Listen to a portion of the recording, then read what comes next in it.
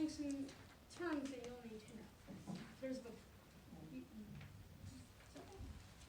the primary. This is the object that the satellite is orbiting. For example, like a star or planet. There's the secondary. This is the object orbiting the planet. Primary. This is like a spaceship or satellite. There's the major axis. This is the width of the orbital path at its widest point. There's the ascending node. We've done this. There's the foci. These are the middle points of an orbit. The sum of the distances from the spacecraft to the foci stays constant. And there's the periapsis. This is the lowest point in an orbit, and this is also where the satellite moves the fastest.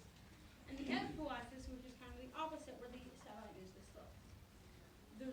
And also there's the ascending node. This is the point where the equatorial plane meets the satellite's orbit. And this is the point where the equatorial plane meets the satellite's orbit that the satellite passes when going south to north. Finally, there are two more terms. Orbital period. This is the time it takes for the satellite to complete one full orbit of the primary. And delta V. This is the total change in velocity that a spacecraft can make with its current field results. Now, I will talk about describing an orbit. To describe an orbit, you'll need these 6 variables. There's the semi-major axis. This is about 1/2 of the major axis. It represents the average distance between the primary and the secondary. There's eccentricity. This is the distance between the foci. There's inclination. This is the angle between the equatorial plane and the actual orbit of the satellite. There's an argument of periapsis. This is the angle between the periapsis and the ascending node. There's time of periapsis passage. This is a point in time that the satellite has passed or will pass its periapsis, and longitude of ascending node, which is basically just what it sounds like. It's the longitude of the ascending. Now I'm going to talk about orbits. All stable orbits are circles or ellipses. When in orbit, a spacecraft is following around Earth, but going fast enough that it misses and falls past Earth instead. As you get farther from Earth, you normally become slower. In real life, however, there is more than one gravitational pull working on a satellite. For example, if you were orbiting the Earth, the Moon would also exert a pull on you. However, you could plot your orbit to negate the effects of these other pulls. That orbit would be called a walking orbit. I am now going to describe 4 commonly used orbits. First, there's the low Earth orbit. This is an orbit that is 2,000 kilometers or less from the Earth's surface. It is the easiest orbit to get in. This means you put stuff here that you won't be able to reach easily. This is where you will find the International Space Station, the Hubble Space Telescope, and also this is where the Space Shuttle goes. Second, there's a geosynchronous orbit. A satellite in this kind of orbit has an orbital period of a day-night cycle on the planet being orbited. In a geosynchronous equatorial orbit, also known as a geostationary orbit, a satellite would stay roughly at the same point relative to the surface. This is where you will find GPS satellite, and that's also what that image is showing. Next, we have a polar orbit. A satellite in this orbit has an inclination of around 90 degrees. This means it will pretty much pass over the poles of a planet it is orbiting. It is useful for planetary mapping because due to the fact that planets are rotating, you will pass over virtually every spot on the surface. Finally, I'm going to talk about sun-synchronous or heliosynchronous orbits. A satellite in this kind of orbit always holds the same angle relative to the sun. It will always pass over any point on the Earth at the same-ish time of day. This can help to keep a satellite's solar panels working all the time. And it also helps imaging satellites because they'll have a constant amount of light. And now I'm going to talk about a way of changing orbits efficiently, called a Hohmann trip. This is used, for example, to move from a low orbit to a geosynchronous orbit. First, the satellite burns at its periapsis, raising its apoapsis to the altitude of the higher orbit. The satellite then burns at a new apoapsis, raising its periapsis to the correct altitude. This can also work for moving your orbit closer to a planet if you do it in reverse. First, burn at.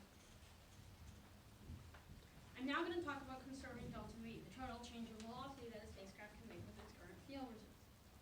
The first way to do this is aerobraking. A satellite begins this by moving its periapsis inside a planet's atmosphere. As the craft hits the atmosphere, its momentum is dissipated as heat.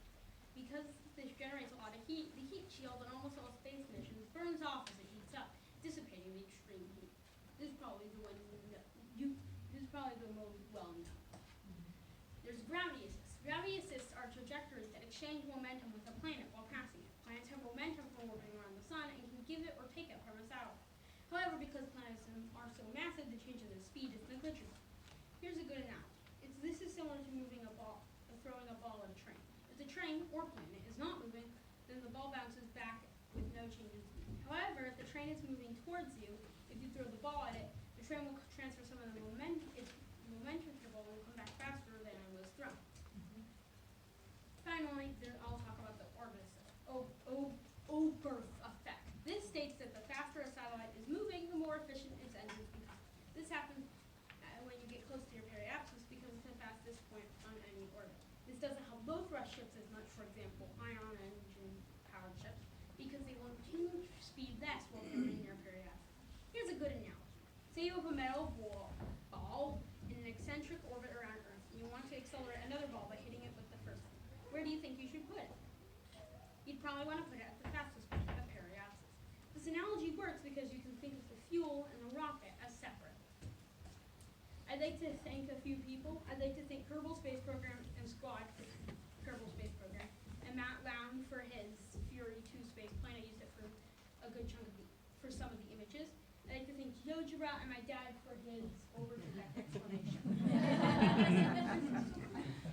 That's it.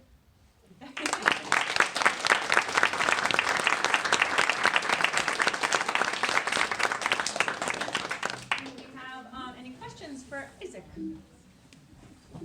Yeah? Huh? Sorry. 2 seconds. Can I have 2 seconds? Yes. I just want to move it back to, no. Wrong thing. There we go. Thank you. I think the gentleman there. So, can you change your orbit if you burn your fuel at a point that isn't your periapsis or apoapsis? Apoapsis? Apoapsis. Yes. You can, basically, if you burn at any point, you can change it. There are a lot of different ways you could burn. I didn't talk about it because I kind of ran out of space. But there are ways that you can do it. Any other questions? Did you? What? Oh, you. So you've mentioned the gravity assist to speed it up. Are there real spacecraft that use that, or is that just theoretical? I believe, sorry, I did not check this with a source, but I'm almost certain that a few spacecraft have done like a slingshot around other planets, which I believe is almost identical to a gravity assist. Although you should probably check me on this. Thank you. Thank you, Isaac.